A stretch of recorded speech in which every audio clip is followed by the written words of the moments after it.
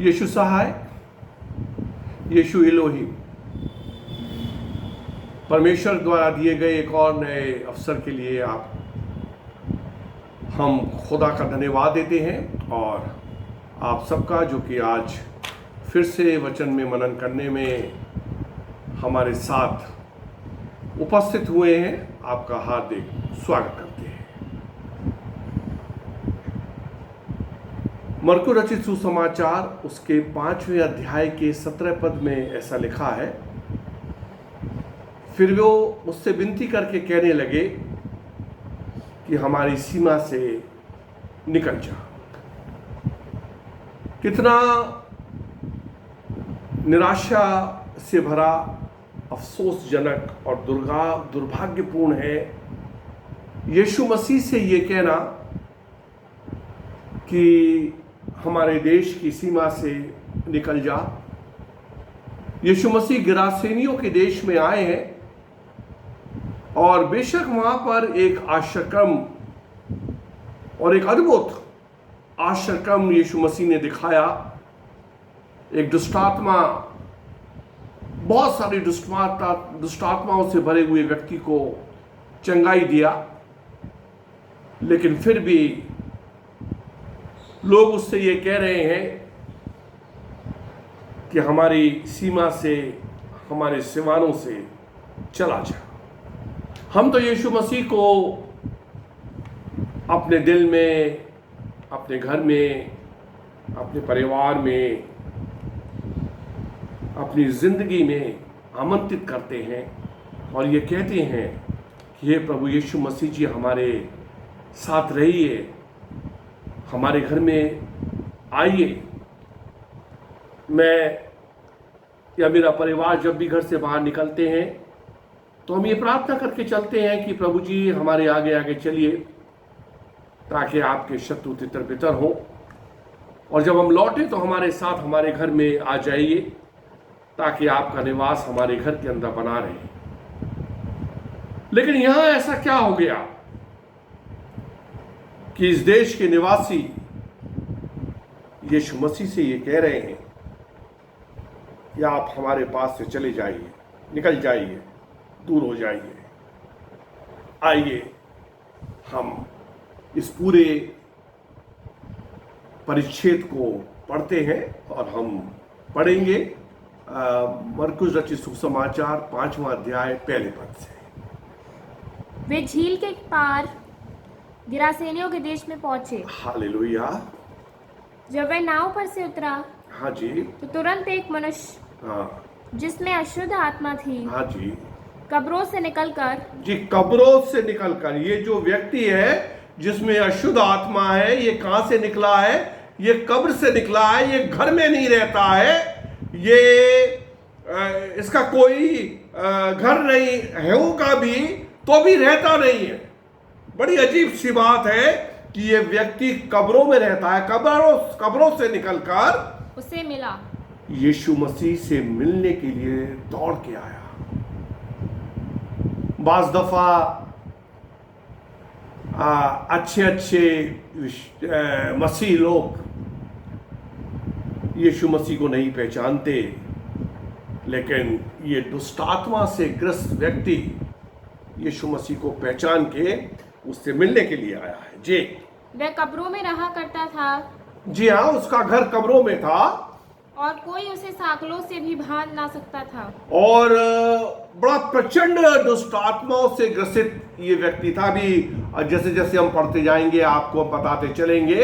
और साकल जो वर्ड है वो है जिससे भैंस को बांधा जाता है, और वो लोहे का चेन होता है, बहुत मोटे मोटे, ऐसे मोटे मोटे साकलों से, लोहे के साकलों से बंधा हुआ चेन, बहुत लंबा चेन जिससे जानवरों को बांधा जाता है, बहुत मजबूत चेन। जी हाँ, क्योंकि वे बार बार, हाँ जी, बेड़ियों और साकलों से बांधा गया। बेड़ियां वो चीज, देखिए बेड़ियां कहते हैं उसके लिए जो कैदियों को पहनाई जाती है। और आपको मालूम है कि वो किस कदर मजबूत होती हैं, इस कदर मजबूत होती हैं कि कोई उनको तोड़ नहीं सकता, कोई उनसे छूट के भाग नहीं सकता जी। पर उसने सांकलों को तोड़ दिया। लेकिन वो इतना प्रचंड, वो मनुष्य कुछ नहीं कर पाता था। उसके अंदर जो दुष्टात्माएं थी, वो दुष्टात्माएं उन सांकलों को, उन बेड़ियों को क्या कर देती थी? तोड़ देती थी जी।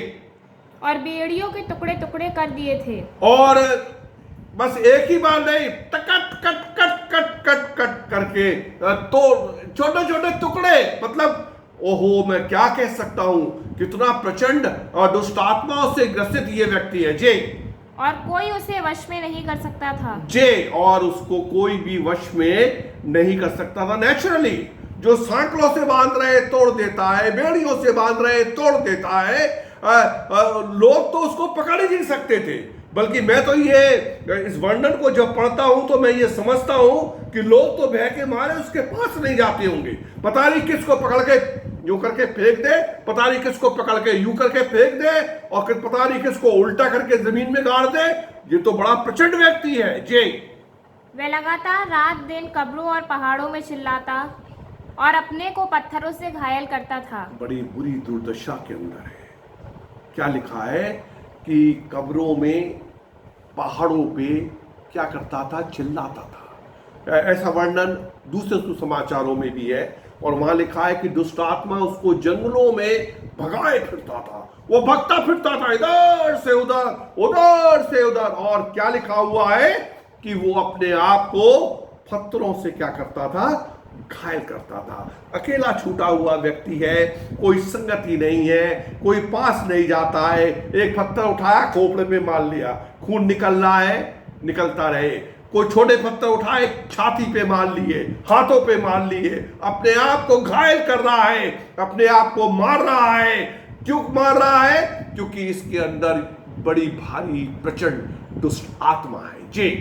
वह यीशु को दूर ही से देखकर दौड़ा। वो अभी यीशु मसीह काफी दूर है ना? देखिए कितना प्यार है इस व्यक्ति में यीशु मसीह के प्रति, है ना? वो यीशु मसीह को दूर से देखकर दौड़ा जी, उसे प्रणाम किया। Hallelujah, glory. अभी पत्थर से नहीं मार रहा है ना, अभी चिल्ला नहीं रहा है, अभी दौड़ नहीं रहा है, अभी भाग नहीं रहा है, अभी कोई उल्टी सीधी हरकत नहीं कर रहा है। यीशु मसीह को देखकर बड़े शांति पूर्वक आकर यीशु मसीह को क्या करता है? प्रणाम करता है। यीशु मसीह को पहचानता है, यीशु मसीह को जानता है।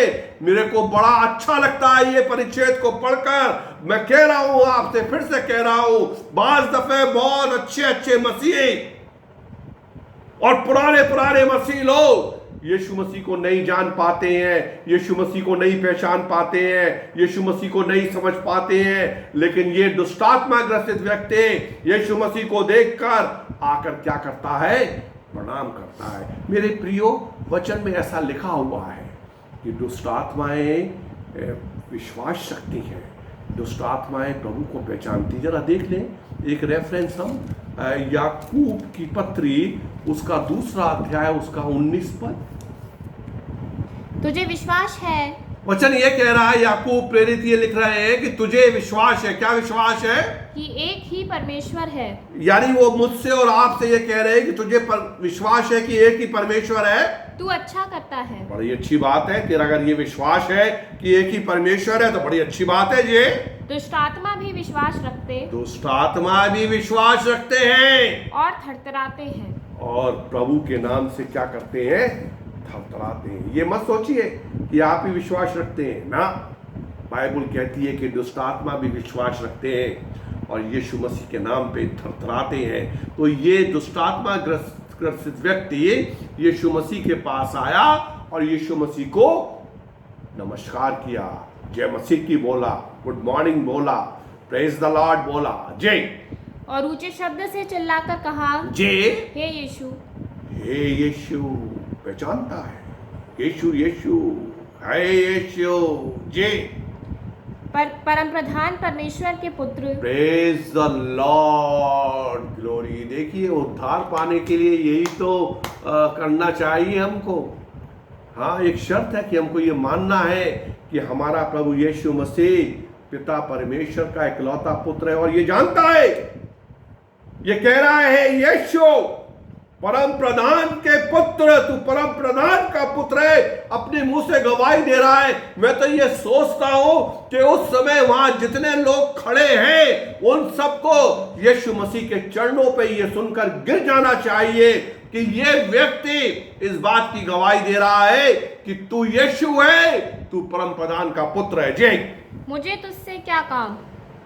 लेकिन मेरे को तो आपसे कोई मतलब नहीं भाई, आप अपना काम करिए, मुझे मेरा काम करने दीजिए, मुझे आपसे कोई काम नहीं है और आपको भी मुझसे कोई काम नहीं होना चाहिए। जी, मैं तुझे परमेश्वर की शपथ देता हूँ। जी हाँ, दुष्ट आत्मा यीशु मसीह को परमेश्वर की शपथ दे रही है जी, कि मुझे पीड़ा ना दे, मुझे दुख मत दे। हाँ, यीशु मसीह के आने से दुष्ट आत्माएं थरथराती हैं, कांपती हैं। क्यों?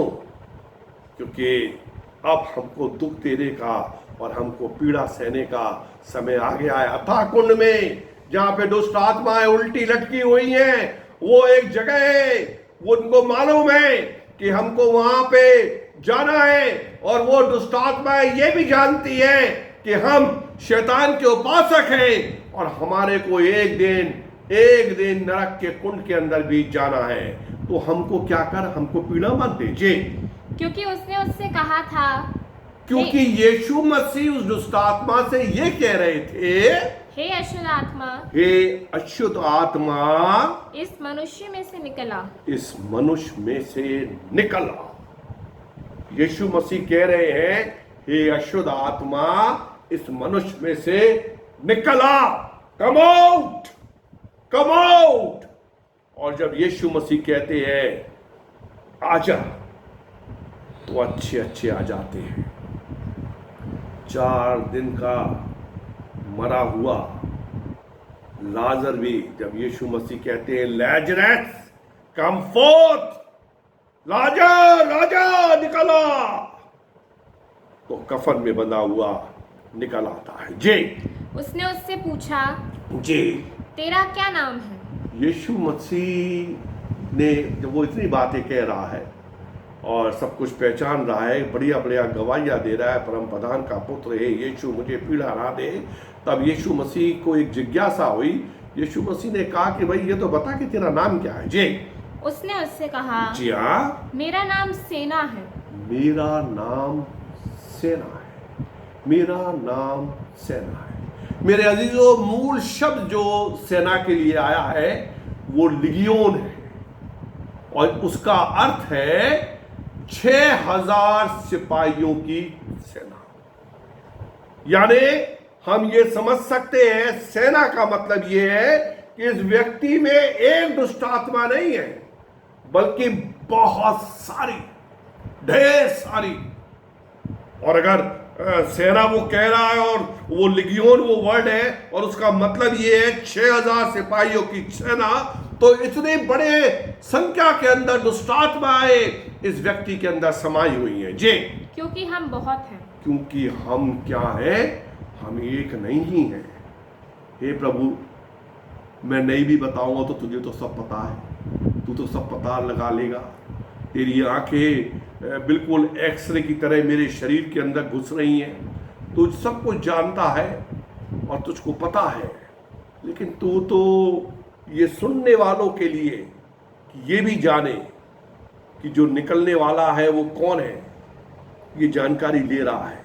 उसको पता है प्रभु कि ये सुनने वाले इस बात को सुने कि इस व्यक्ति के अंदर बहुत सारी दुष्ट आत्माएं, करीब करीब 6-6 हजार दुष्ट आत्माएं एक साथ समाई हुई हैं जी। और उसने उससे बहुत विनती की जी, हमें इस देश से बाहर ना भेज। हाँ, दुष्ट आत्मा क्या विनती करती है? वो ये विनती करती है कि ये जो गिरासेनियों का देश है, हमें इस देश से बाहर मत भेज।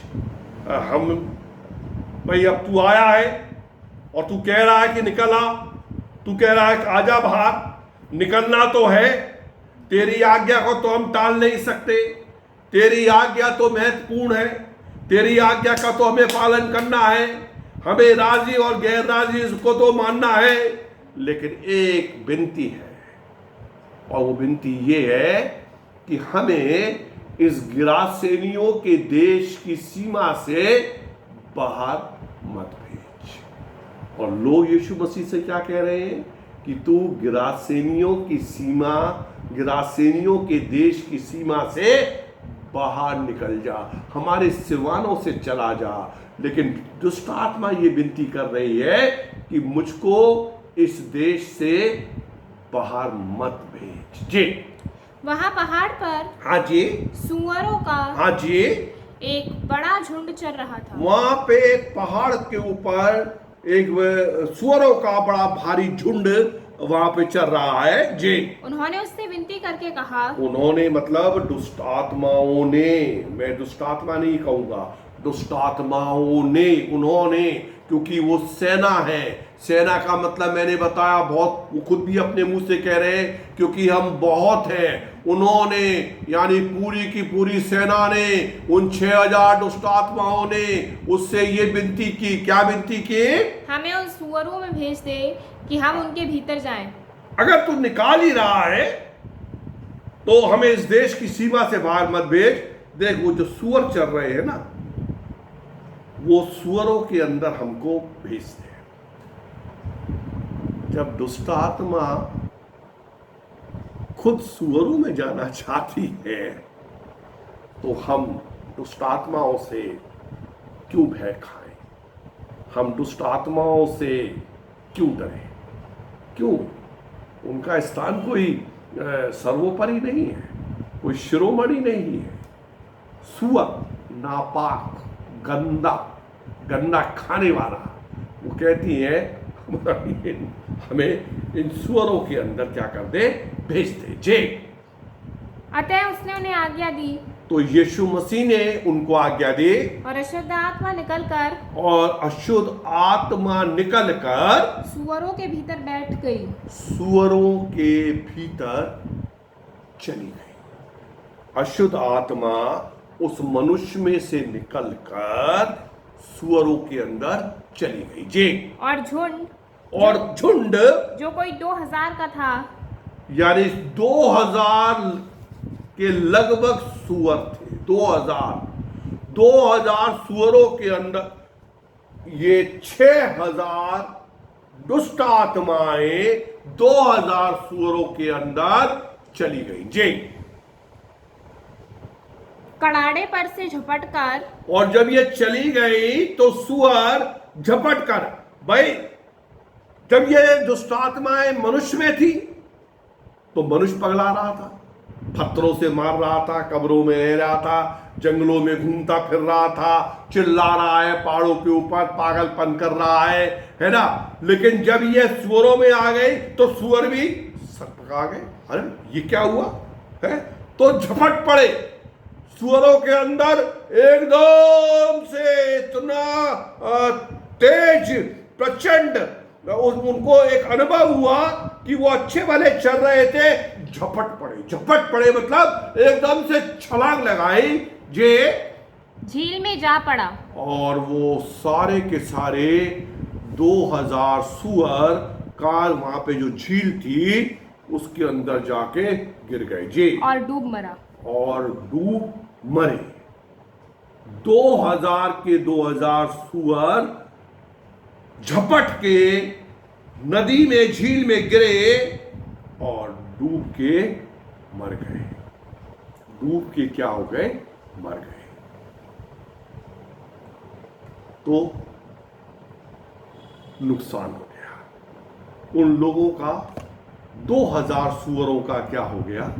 नुकसान हो गया। जी, उनके चरवाहों ने भागकर, हाँ जी, नगर और गांव को में समाचार सुनाया। हाँ, अब उनके चरवाहे मतलब सूअरों को चराने वाले चरवाहे। अब देखिए, सूअर तो चले गए और जाके डूब मरे हैं, लेकिन दुष्ट आत्माएं कहां गई? दुष्ट आत्माएं कहां गई? ये हमारे अध्ययन का विषय नहीं, लेकिन हम आपको ये बता रहे हैं कि वो 2000 सुअर डूब के मरे, और जब उनके चरवाहे मतलब उनको चराने वालों ने देखा कि अरे यार अभी तो अच्छे भले सुअर हमारे पास चल रहे थे और ये पता नहीं क्या हुआ, ये पागल से हुए, ठक से झपटे और जाकर झूल में क्या हो गए, गिर गए। ये व्यक्ति जो आया है अभी अभी हमारे देश के अंदर, और इस व्यक्ति ने इस दुष्टात्मा ग्रस्त व्यक्ति को जो अपना नाम सेना बता रहा था, उससे ये कहा कि निकला। और ये वो व्यक्ति है जिसने उस दुष्टात्मा को सुअरों में भेजा, और ये सुअर जाके नदी के अंदर, झील के अंदर डूब मरे। तो चरवाहे भागे। चरवाहे तो नौकर पेशा लोग हैं, सुअरों के मालिक तो नगर के अंदर होंगे, और जाकर सुअरों के मालिकों से और सारे नगरवासियों से कहा कि भैया एक जन अभी अभी गिरासेनियों के देश के अंदर उतरा है, और ऐसे ऐसे वो जो पागल सा आदमी था ना, जो पत्थरों से घायल करता था, जो कब्रों में रहता था, जो पहाड़ों पे चिल्लाता था, जिसको दुष्टात्माएं जंगल में भगाए फिरती थी, जो बेड़ी और साकलों को भी टुकड़े टुकड़े कर देता था, उस व्यक्ति ने एकदम से भगकर उसके पैरों में गिरकर उसको प्रणाम करा है और उसको कहा है, हे यीशु परम प्रधान के पुत्र। और उसी व्यक्ति ने उनसे कहा कि निकला, तो उसने कहा कि हमें गिरासेनियों के देश से बाहर मत भेज। तब उस आदमी ने यह विनती करी कि हमें इन सुअरों में भेज दे, और जब उसने उनको आज्ञा दे तो भैया 2000 के 2000 सुअर पागलों की तरह झपटे और मर गए। तो ये सारा हाल उन्होंने जाकर उनको वहां पर सुनाया जी। और जो हुआ था लोग उसे देखने आए, और तब जब लोगों ने सुना कि ऐसा हो गया, तो लोगों ने कहा कि चलो भाई हम चलते हैं जी। यीशु के पास आकर, अब जब वो लोग यीशु के पास आए, वे उसको जिसमें दुष्टात्माएं थी, ये बहुत ध्यान से सुनना इस बात को, वे उसको जिसमें दुष्टात्माएं थी, अर्थात जिसमें सेना समाई हुई थी, यानी जिसके अंदर वो सेना समाई हुई थी, कपड़े पहने। अभी क्या है, वो व्यक्ति कपड़े पहने हुए है जे, और सचेत बैठे देखकर, सचेत बिल्कुल ऐसे चेत में देखकर डर गए। क्या हो गए? डर गए। कौन सा व्यक्ति? वो व्यक्ति जो अपने आप को पत्थरों से घायल करता था, वो व्यक्ति जो कब्रों में रहता था, अब यीशु मसीह के चरणों में बैठा हुआ है, वो व्यक्ति जो जंगलों के अंदर भागता रहता था और पहाड़ों पे चिल्लाता था, अब यीशु मसीह के चरणों में बैठा हुआ है, वो व्यक्ति जो अपने आप को पत्थरों से घायल करता था, अब घायल नहीं कर रहा, सचेत बिल्कुल जैसे एक आम मनुष्य होता है, सचेत बैठा हुआ है। वो व्यक्ति जो सांकलों और बेड़ियों को तोड़ देता था, अब यीशु मसीह के चरणों में सचेत बैठा हुआ है। अब वो नंगा नहीं है। पहले तो वो कपड़ों को फाड़ दिया करता था, कपड़े तो क्या अपने आप को भी कस देता था, लेकिन अब क्या है, उसने अच्छा सा पैंट पहना है, अच्छा सा शर्ट पहना है, और बड़ी सचेत अवस्था के अंदर यीशु मसीह के चरणों पर बैठा है। तो ये लोग ये देखकर क्या हो गए? डर गए, घबरा गए। आगे बढ़िए। देखने वालों ने उसका, हाँ, जिसमें दुष्ट आत्माएं थी, हाँ, और सुअरों का पूरा हाल उनको कह सुनाया। ये सारी बातें बता दी कि भैया देखो ऐसा ऐसा हुआ। तब वे उससे विनती करके कहने लगे, तब वो उससे विनती करके कहने लगे कि हमारी सीमा से चला जा। ये कह तो रहे हैं कि हमारी सीमा से चला जा, लेकिन शब्द यहाँ पे आया है विनती करके कह रहे हैं, हाथ जोड़ के कह रहे हैं। क्यों हटा रहे हैं यीशु मसीह को? क्यों यीशु मसीह को ये गले नहीं लगा रहे हैं? अरे गुरुजी, आपने तो इतना बड़ा काम कर दिया है ना, ये तो बहुत ही पागलपन देता था और जाने किस किस को मारता था, कैसे ये भागा फिरता था, कैसे पत्थरों से घायल करता था, कैसे ये चिल्लाया करता था, कैसे ये सांकलों बेड़ियों को आप तोड़ दिया करता था, लेकिन ये तो आपने चंगा कर दिया, हम तो आपका जय जयकार करते हैं। रुकिए प्रभु, अभी कुछ खाने को लाते हैं, वो आप खाइए, थोड़ा आराम करिए, हमारे देश के अंदर कुछ दिन और रहिए, कुछ और बीमारों को चंगा करिए, कुछ और दुष्टात्मा ग्रसित लोगों को अच्छा कर दीजिए। लेकिन नहीं, ये बड़ी विनती से उससे डरे हुए हैं कि पता नहीं भैया, ये अभी हमसे इस आदमी को जिन्होंने यीशु मसीह ने ऐसा कर दिया, ये हमसे पता नहीं क्या कर दे। विनती करके कह रहे हैं हमारी सीमा से निकल जा। दो वजह इस बात की। पहली बात तो अभी पढ़ा गया कि उन पर भय छा गया। वो क्या हो गए? वो डर गए कि अगर ये यीशु नाम का व्यक्ति हमारे देश के अंदर रहा तो पता नहीं भैया ये और कितने भयानक और डरावने काम करेगा। और दूसरी बात, उनका बहुत बड़ा नुकसान हो गया। 2000 सुअरों का नुकसान हो गया जो यीशु मसीह के आने से झील में जाकर डूब मरे। इसलिए वो ये कहते हैं कि हमारी सीमा से निकल जा। मेरे ये अजीजों, क्या हम चाहते हैं कि यीशु मसीह हमारे परिवार से चला जाए? क्या हम ये चाहते हैं कि यीशु मसीह हमारे घर से चला जाए? क्या हम ये चाहते हैं कि यीशु मसीह हमारे हृदय से चला जाए? ना, मैं बड़ा से बड़ी कीमत अदा करने के लिए तैयार हूं, बड़े से बड़ा नुकसान उठाने के लिए तैयार हूं, लेकिन मैं कभी भी नहीं चाहूंगा कि यीशु मसीह मेरी जिंदगी से दूर हो जाए, यीशु मसीह मेरे पास से चला जाए। मैं तो अभी आपको पहले प्रारंभ में ही बताया, मैं तो यही प्रार्थना करता हूँ कि जब भी प्रभु जी हम घर में होते हैं, हमारे साथ आप निवास करिए, हमारे घर के अंदर रहिए, ताकि आपके यहाँ रहने से हम आशीषित होते रहें, हम सुरक्षित होते रहें, हम आपके वचन में बने रहें, हम आपके अनुग्रह में बने रहें, हम आपकी दया के अंदर बने रहें। आगे बढ़िए। जब वे नाव पर चढ़ने लगा, जब यीशु मसीह जब निकाल दिया तो ठीक, यीशु मसीह ने कहा ओके बाय बाय टाटा, खुश रहो। जब यीशु मसीह नाव पर चढ़ने लगा तो वह जिसमें पहले दुष्टात्माएं थीं, तो जो व्यक्ति जिसमें दुष्टात्मा थी, सेना थी जी, उससे विनती करने लगा। वो व्यक्ति आया और उसने यीशु मसीह से ये विनती की, मुझे अपने साथ रहने दे। Hallelujah, praise the lord, glory glory glory. तू तो मेरे देश से जा रहा है, मेरे देशवासी तुझको मेरे देश से निकाल दे रहे हैं, वो तुझसे कह रहे हैं कि हमारी सीमा से चला जा, और तू चला जा रहा है। ठीक है, कोई बात नहीं, ये बहुत सारे लोग हैं, ये देश इनका है, ये नहीं चाहते कि तू यहाँ रहे, लेकिन ये तो हो सकता है कि जहाँ तू जाए वहाँ मैं तेरे साथ रहूँ। मुझे तो अपने साथ आने दे, मैं तेरे साथ रहना चाहता हूँ। तेरे साथ आनंद की भरपूरी है, तेरे साथ जीवन है, तेरे साथ हर खुशी है, तेरे साथ भरपूरी है, तेरे साथ सब कुछ है।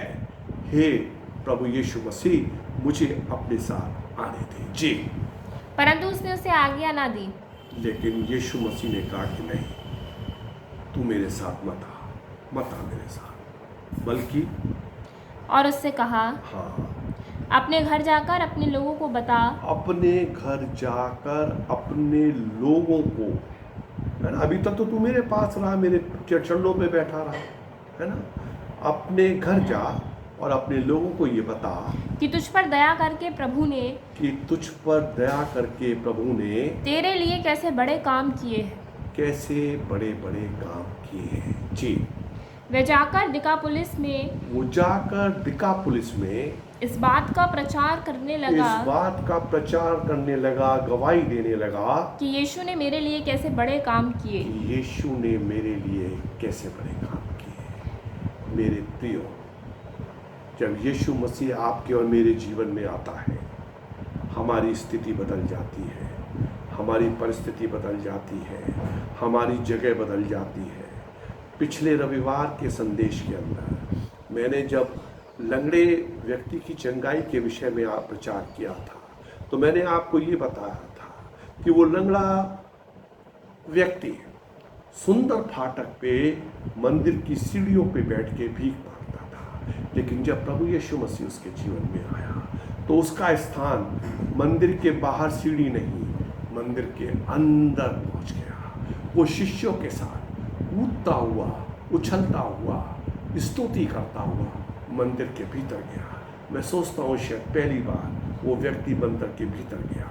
जब यीशु मसीह आता है तो चर्च के बाहर सीढ़ी पे बैठा हुआ व्यक्ति चर्च के अंदर पहुंच जाता है। जब यीशु मसीह आता है तो जंगलों के अंदर चिल्लाते हुए फिरने वाला, सांकड़ों और बेड़ियों को तोड़ने वाला, अपने आप को पत्थरों से घायल करने वाला, कब्रों में रहने वाला व्यक्ति सचेत होकर यीशु मसीह के चरणों के ऊपर बैठ जाता है। ये प्रभु यीशु मसीह का अनुग्रह है, ये प्रभु यीशु मसीह की दया है। यीशु मसीह के साथ वो व्यक्ति आना चाहता है।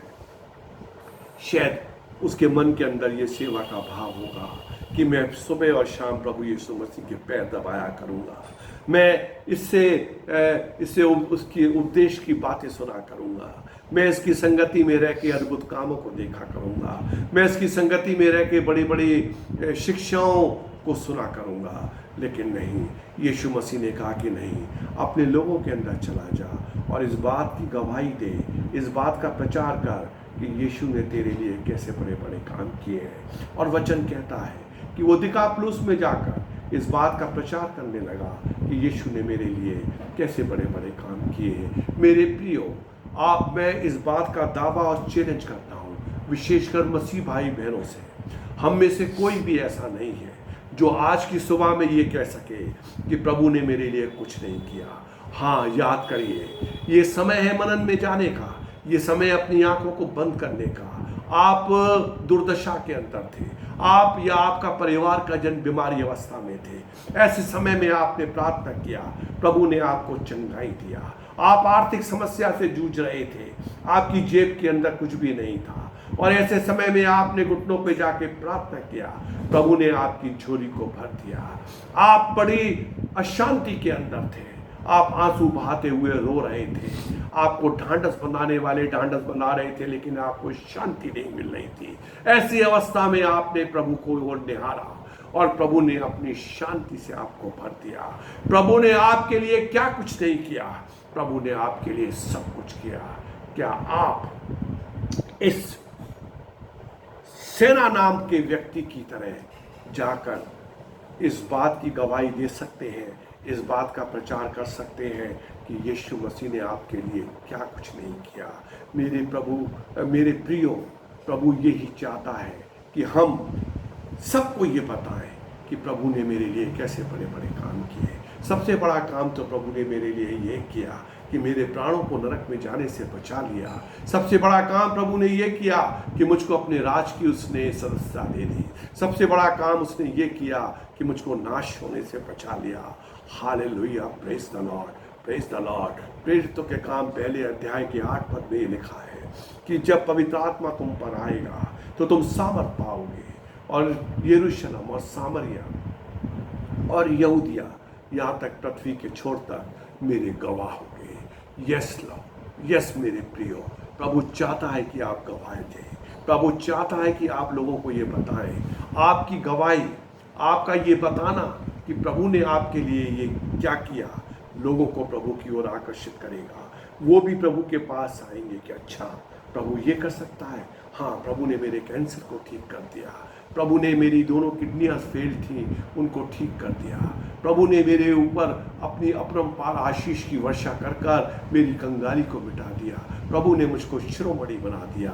अगर आप ऐसा बताते हैं तो निश्चित रूप से आप बहुत लोगों को प्रभु के पास लेके आ सकते हैं। और ये काम आपको करना है यरूशलेम सबसे पहले, यानी अपने निज स्थान के अंदर। उसके बाद यहूदिया यानी यरूशलेम की राजधानी, अपने शहर की राजधानी में प्रभु आपको पहुंचाएगा। उसके बाद सामरिया मतलब पड़ोसी देश। उसके बाद आप पड़ोस के शहरों के अंदर जाएंगे, और तब प्रभु कहता है कि पृथ्वी के छोर तक। हालेलुया। तब तब आपको प्रभु बहुत दूर दूर तक अपने गवाह के रूप में लेके जाएगा। लेकिन दिक्कत और समस्या इस बात की है कि हम अपने स्थान पे ही गवाही नहीं दे रहे हैं, हम अपने स्थान पे गवाही देने के लिए खड़ा नहीं हो रहे हैं। प्रभु ने मेरे लिए क्या किया ये बताने के लिए यदि हम अपने स्थान पे खड़े होंगे, मेरे प्रियो सचमुच में, मैं अगर धौलपुर के अंदर रहता हूँ तो मैं धौलपुर के अंदर अगर गवाह बनता हूँ तो धौलपुर की राजधानी जयपुर, प्रभु मुझको दूसरे स्टेप में जयपुर ले जाके खड़ा करने वाला है। उसके बाद सामरिया, उसके बाद प्रभु यीशु मसीह मुझको मध्य प्रदेश और उत्तर प्रदेश के अंदर लेके जाने वाला है। और उसके बाद ये कहता है कि पृथ्वी के छोर तक तुम गवाह होगे। लेकिन दिक्कत तो ये हो रही है ना कि थोड़ा सा हमने बाइबल को पढ़ लिया, थोड़ा सा हम जान गए तो सब अपनी बाइबल को संभाला, कपड़े रखे, अटैची बनाई और सबसे पहले हम अमेरिका जाना चाहते हैं। नहीं, अमेरिका जाना सबसे बाद में आता है। पहले अपने शहर को जीतिए, उसके बाद अपने पड़ोस को जीतिए, उसके बाद आप अपने पड़ोसी राष्ट्रों को जीतिए, उसके बाद विदेश जाने का नंबर आता है। मेरे प्रियो, प्रभु आपको अपने स्थान पे पहले इस्तेमाल करना चाहता है। मेरी आपसे ये विनती है कि यदि आज आप अपने स्थान पर गवाही देने के लिए खड़े होंगे, अन्य जातियों के बीच के अंदर और विभिन्न समुदाय के लोगों के बीच के अंदर, यदि आप ये बताएंगे कि प्रभु ने मेरे लिए क्या किया, आप ये नहीं कह सकते कि प्रभु ने मेरे लिए कुछ नहीं किया। प्रभु ने, ये आप जानते हैं, आपकी अंतरात्मा जानती है, आपका दिल जानता है कि प्रभु ने कैसे विचित्र विचित्र और अद्भुत अद्भुत काम आपके और मेरे लिए किए। अरे हम जीवित हैं, इससे बड़ा अद्भुत गवाही और क्या हो सकती है। Hallelujah, praise the lord. इन वचनों के द्वारा प्रभु आपको बड़ी आशीष दे और अपना गवाह बना के खड़ा करें। यदि आपको हमारा प्रचार करना अच्छा लगता है तो मेहरबानी से हमारे इन वीडियोस को शेयर किया करिए, दूसरे लोगों को पहुंचाया करिए, ताकि वो भी प्रभु के वचन को सुने, आनंदित हो, आशीषित हो और हमारे यूट्यूब चैनल पे जाकर हमारे चैनल को सब्सक्राइब करें। आपका दिन शुभ हो, प्रभु आपको आशीष दे। जय मसीह।